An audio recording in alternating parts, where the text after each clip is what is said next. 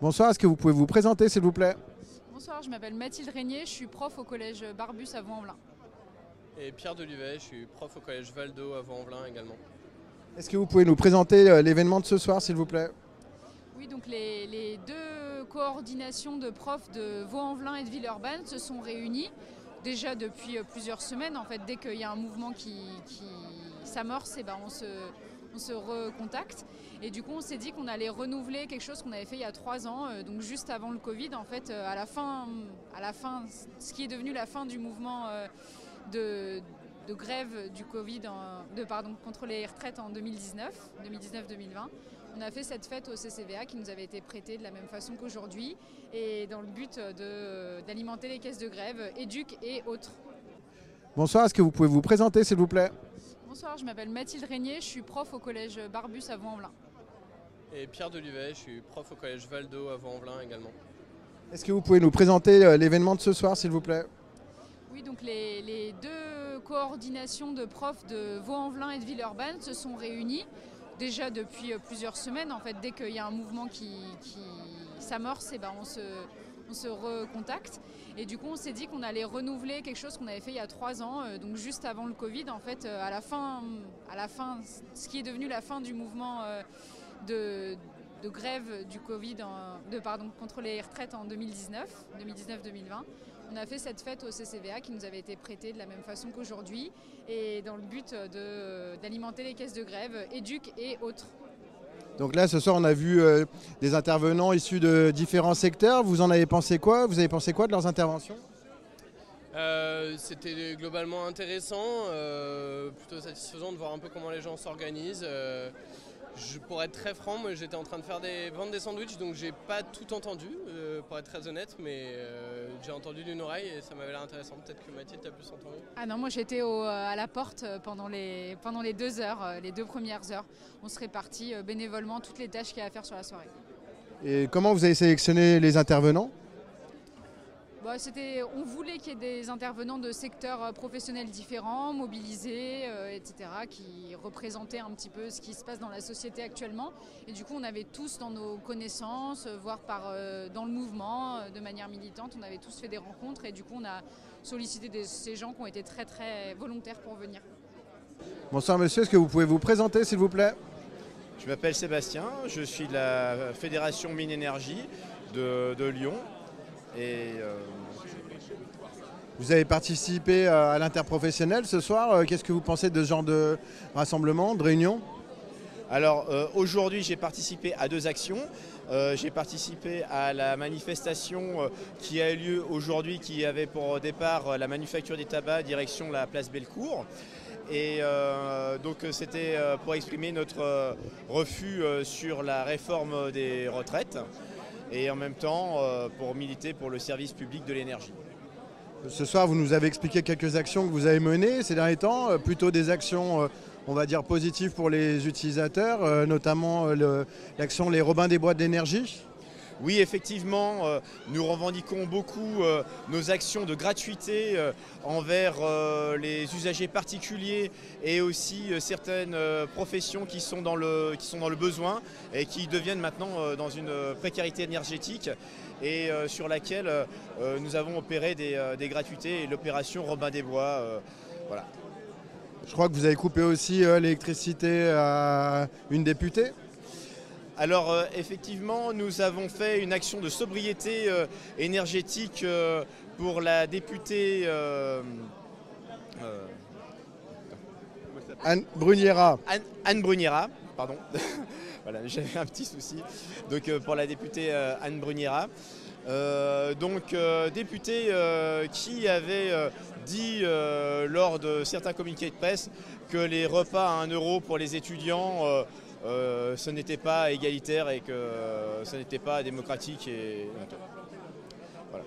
Et donc du coup, c'est aussi un moyen de montrer que l'énergie, tout comme les transports, tout comme les services des postes, l'eau, les infirmiers, les médecins, tout l'ensemble des services publics qui sont des services nécessaires à la société, permettent à un moment donné d'avoir une vie, une bonne cohésion en société, sont indispensables et on ne peut pas cracher comme cela est fait sur l'ensemble de ces services.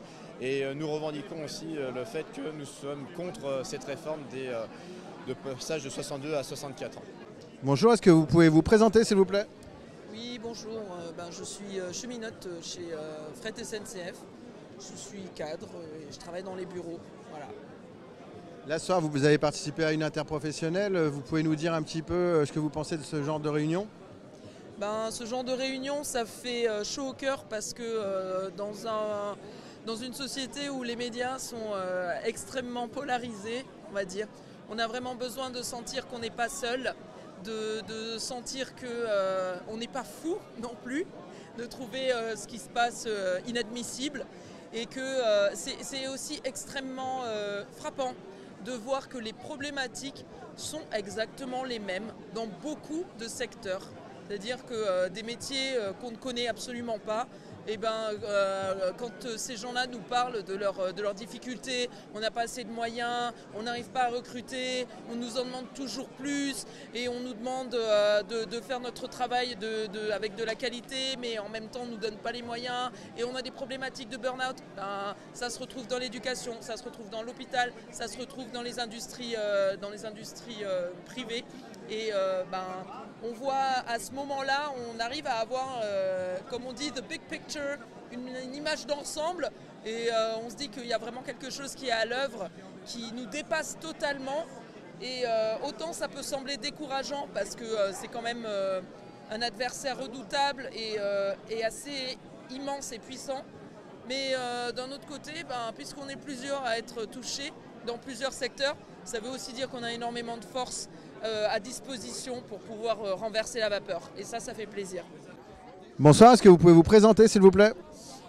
Moi je m'appelle Alix et je suis documentariste et je fais partie de l'Assemblée Générale des Arts, de la Culture, de l'Audiovisuel et de l'Événementiel. Donc il y a une Assemblée Générale qui se réunit depuis plusieurs semaines pour lutter contre la réforme des retraites. Mais on est aussi mobilisé contre la réforme du RSA et celle du chômage, puisque donc, dans notre Assemblée Générale, il y a à la fois des intermittentes et intermittents, des artistes auteuristes, des étudiantes en école d'art et des travailleuses de la culture.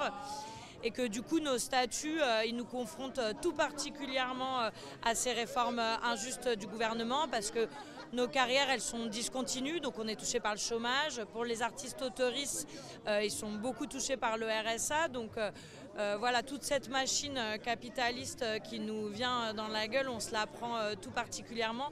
Pareil pour les retraites, puisque pour nous, en fait, on est un peu des journaliers, on fait nos cachets à la journée, donc impossible d'avoir une retraite à taux plein avant 67 ans pour la très grande majorité d'entre nous. Du coup, on est très mobilisés, avec aussi les étudiants, puisque les étudiants en école d'art, ils subissent des coupes budgétaires très importantes depuis plusieurs mois. Donc il y a beaucoup d'écoles publiques qui sont vouées à fermer dans les prochains mois et les prochaines années. Donc voilà, face à ce rouleau compresseur capitaliste, nous on essaye de relever la tête et de contre-attaquer avec nos modes d'action spécifiques, parce que quand on est dans nos situations, c'est pas toujours facile de faire grève, mais surtout de visibiliser notre grève. Donc on fait beaucoup d'actions, d'occupations. Voilà, notamment la semaine dernière, on allait occuper la direction régionale de Pôle emploi. Et cette semaine, on organise, on donne un nouveau rendez-vous ce dimanche à 17h30 devant l'Opéra de Lyon pour venir soutenir nos luttes et se donner les moyens de la victoire. Et qu'est-ce que ça fait justement de venir partager vos expériences comme ça avec d'autres secteurs professionnels? Alors nous, on a particulièrement à cœur de faire de l'interpro. On va beaucoup aux assemblées générales qui se déroulent notamment dans le quartier Pardieu. Donc pour nous, c'est des moments absolument essentiels que de partager à la fois nos difficultés dans le mouvement, mais aussi de constater qu'en réalité, malgré nos métiers, nos situations statutaires, administratives différentes, on est toutes et toutes concernés par ces réformes injustes et surtout par ce gouvernement qui n'écoute que les capitalistes et qui reste sourd à la rue qui gronde depuis déjà plusieurs semaines sur tout un tas de sujets différents. Merci. Merci beaucoup. Bonsoir, est-ce que vous pouvez vous présenter s'il vous plaît? Bonsoir, moi c'est Sam, je suis étudiant à Lyon 2 et je suis militant à l'UNEF. Du coup, ce soir vous êtes revenu un petit peu sur la lutte que vous menez en ce moment à l'université. Vous pouvez revenir dessus s'il vous plaît? Oui, bien sûr, ça fait plusieurs mois déjà qu'on se mobilise contre la réforme des retraites. On s'organise dans des assemblées générales pour pouvoir en fait discuter de quelle suite on donne notamment au mouvement en fait dans la période. Là, on voit qu'on a été des millions en fait de personnes dans la rue. On ne peut pas s'arrêter là et pour nous c'est important en fait d'imposer une défaite à ce gouvernement qui nous impose par exemple pour les jeunes déjà la précarité, la sélection qui se renforce et là nous faire travailler jusqu'à 64 ans. En fait c'est nécessaire de mettre un coup d'arrêt au gouvernement et voilà quoi. Et du coup, quel est l'intérêt de venir à une interprofessionnelle comme celle de ce soir? Quel intérêt vous voyez dedans? La grève, c'est pas chacun dans notre coin en fait qu'on va la gagner quoi. Ce qui leur fait peur, c'est que les différents secteurs en fait mobilisés discutent entre eux. Nous, la jeunesse par exemple, on peut pas bloquer l'économie, mais par contre, on peut avoir en fait une certaine force d'entraînement de notre camp social aussi, en allant les soutenir comme ce soir, mais aussi sur des actions, en se mettant en lien, en discutant en fait avec les grévistes d'autres secteurs. On arrive aussi à pouvoir discuter et on est beaucoup plus fort, on arrive à se renforcer en fait mutuellement, à se donner aussi un peu de force, etc. Quand il y a différents secteurs en fait qui se rencontrent pour parler, on se rend compte qu'on n'est pas tout seul à lutter contre le gouvernement et qu'on a des intérêts en commun. Merci. De rien.